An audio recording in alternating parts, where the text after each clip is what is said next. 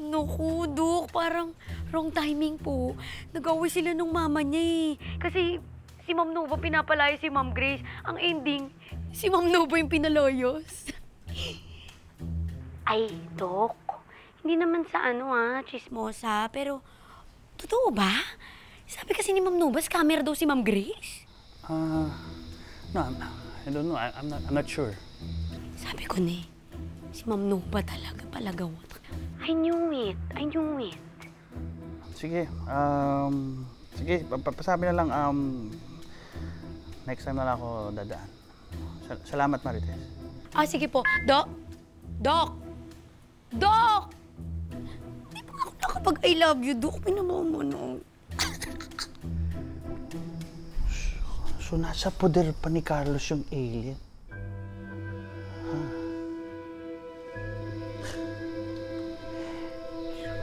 Hindi siya pwedeng makaalis hanggat hindi ko nakukuha ang sagot na gusto ko. Bakit ganun? Ang sakit dito. Bakit ganun yung nararamdaman ko?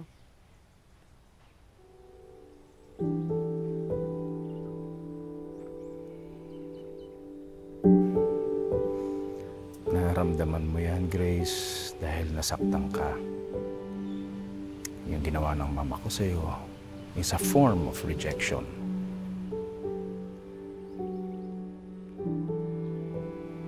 Rejection?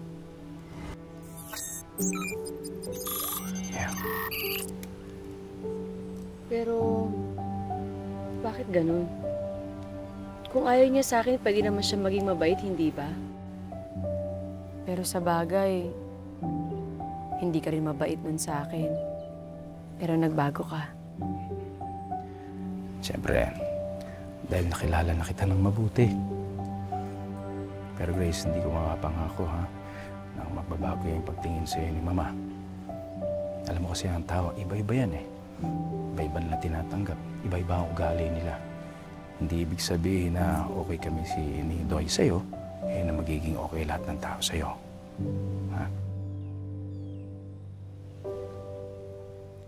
Mabuti na lang pala, kayong dalawa ni Doy yung nakilala ko.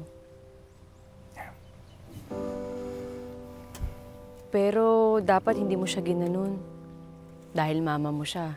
Aalis naman talaga ako. Basta maayos ko lang yung sasakyan ko. Pero hihintayin mo mabuo yung sasakyan mo, ha? Hindi ka namin paalisin ng basta ganun lang. Bakit?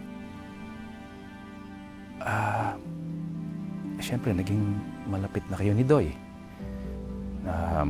Ayaw ka namin mapahamak. Alam mo, tingin namin sa'yo, pamilya na rin. Pamilya? Kahit hindi niyo ko kadugo? Hindi naman ibig sabihin na ang pamilya ay dapat katugo.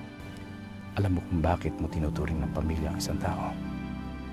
Dahil pinahahalagahan mo siya at naging malapit na kayo.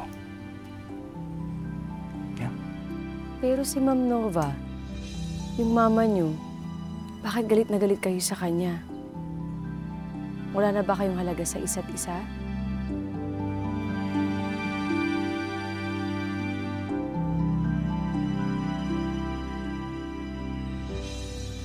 Ma'am, tama na po yan.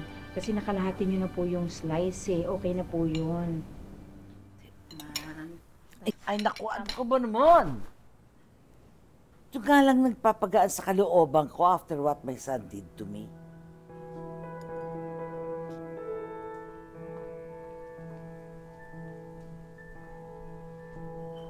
Tita, don't take it out on Karen. She's only doing her job. I just can't believe what my son did to me. Palayasin ako talaga. In front of a total stranger. Naging masama ba akong ina? Well, I guess I'm just reaping what I sowed.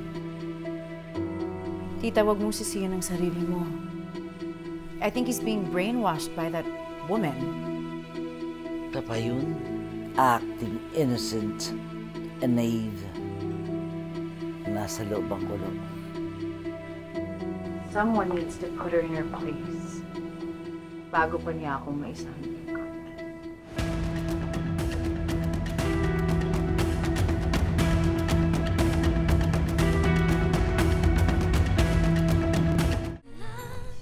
Marites? Po, Nasaan si Carlos? ay ma'am, sinundo lang po si Doy sa school. Huwag ka mag-alala, binilin ka niya sa akin, okay? Ay, may gagawin pa ako sa likod.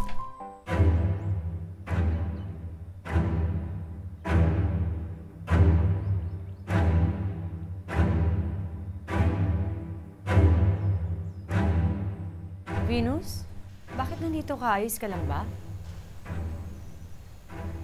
Ano bang pinakain mo kay Carlos at hindi ka niya mapaalis dito? Wala, hindi ko naman siya pinagluluto eh. Huwag kang pilosopo. I know you and I know your kind. Ginagamit mo mukha ni Catherine para mabudol mo si Carlos. Hindi ako parte ng budol-budol gang. Isa pa kaya nandito ako kasi pamilya ang turing nila sa akin at malapit kami sa isa't isa ni Carlos. Really? Alis naman talaga ako eh, kailangan ko lang ng tulong. At anong tulong yon?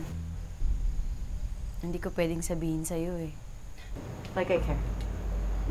Kung hindi ka mapalis ni Tita Nova dito, pues, I'll do it myself. This is the end of your charades, Grace. Or should I say, fake Catherine.